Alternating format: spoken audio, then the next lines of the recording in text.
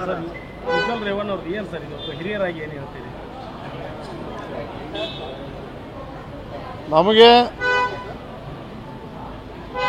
ನಾಳೆ ಹುಬ್ಳಿನಲ್ಲಿ ನಮ್ಮ ಜನತಾದಳ ಪಕ್ಷದ ಕೋರ್ ಕಮಿಟಿ ಸಭೆನೂ ಇದೆ 10 ಗಂಟೆಗೆ. ನಮ್ಮ 14 ಲೋಕಸಭಾ ಕ್ಷೇತ್ರಗಳ ಅಧ್ಯಕ್ಷರುಗಳು, ವಿಧಾನಸಭೆ ಸ್ಪರ್ಧೆ ಮಾಡಿದಂಥವರು, ಮಾಜಿ ಶಾಸಕರುಗಳು, ಹಾಲಿ ಶಾಸಕರುಗಳು, ಮುಖಂಡರುಗಳ ಸಭೆಯನ್ನು ಕೂಡ ಕರೆದಿದ್ದೇವೆ. ನಮ್ಮ ರಾಜ್ಯದ ಅಧ್ಯಕ್ಷ ಆಗಿರುವಂಥ HD ಕುಮಾರಸ್ವಾಮಿ ಅವರು ಕೂಡ ಆಗಮಿಸ್ತಾ ಇದ್ದಾರೆ.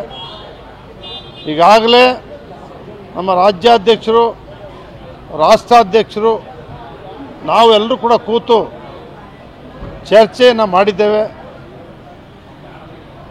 ಏನು ರಾಜ್ಯ ಸರ್ಕಾರ SIT ತನಿಖೆಗೆ ಆದೇಶವನ್ನು ಮಾಡಿದೆ, ಆದೇಶದ ಸತ್ಯಾಸತ್ಯತೆ ವರದಿ ಬರಲಿ, ನಾವೆಲ್ಲರೂ ಕೂಡ ಅದನ್ನು ಸ್ವಾಗತ ಮಾಡಿದ್ದೇವೆ. ನಮ್ಮ ಪಕ್ಷದಿಂದ ಶಿಸ್ತು ಕ್ರಮವನ್ನು ಕೈಗೊಳ್ತೇವೆ. ಸರ್, ಈಗ ಈ ಥರದ ಚುನಾವಣೆ ಸಂದರ್ಭದಲ್ಲಿ ಈ ಒಂದು ಘಟನೆ ಬೆಳಕಿಗೆ ಬಂದಿದೆ. ಇದು ಚುನಾವಣಾ ಅಭ್ಯರ್ಥಿಗಳ ಮೇಲೆ ಎಫೆಕ್ಟ್ ಆಗುತ್ತೆ ಹೇಗೆ? ಮೈತ್ರಿ ಅಭ್ಯರ್ಥಿಗಳ ಮೇಲೆ, ಚುನಾವಣಾ ಅಭ್ಯರ್ಥಿಗಳಿಗಾಗಲಿ ಬೇರೆ ಯಾವುದೇ ಪಕ್ಷದ ಮೇಲಾಗಲಿ ಯಾವುದೇ ಒಬ್ಬ ವ್ಯಕ್ತಿ ವೈಯಕ್ತಿಕವಾಗಿ ಮಾಡ್ತಕ್ಕಂಥ ಘಟನೆಗಳಿಗೆ ಪಕ್ಷಕ್ಕೂ ಸಂಬಂಧ ಇಲ್ಲ, ಯಾವುದೇ ಅಭ್ಯರ್ಥಿಗಳಿಗೂ ಕೂಡ ಸಂಬಂಧ ಇಲ್ಲ. ಅದು ಯಾರಿಗೂ ಸಂಬಂಧಪಟ್ಟದಲ್ಲ. ವೈಯಕ್ತಿಕವಾಗಿ ಅವರು ಯಾರು ತಪ್ಪು ಮಾಡಿರ್ತಾರೆ ಅವರು ಮಾತ್ರ ಸಂಬಂಧಪಟ್ಟಿದ್ದು. ಅಂದರೆ ಈಗ ಅವ್ರ ಶಿಕ್ಷೆ ಅಂದರೆ ತಪ್ಪು ಮಾಡಿದ್ರೆ ಶಿಕ್ಷೆ ಆಗುತ್ತೆ. ತಪ್ಪು ಮಾಡಿದ್ದಾರೆ, ಖಂಡಿತ ಶಿಕ್ಷೆನೂ ಆಗುತ್ತೆ. ನಮ್ಮ ಪಕ್ಷದಿಂದ ಕ್ರಮ ಕೂಡಲೇ ಆಗುತ್ತೆ. ಸರ್, ನೇಹಾ ಹತ್ಯೆ ಆಗಿದೆ. ನೇಹಾ ಹಿರೇಮಠ ಅವರ ಹತ್ಯೆ ಆಗಿದೆ.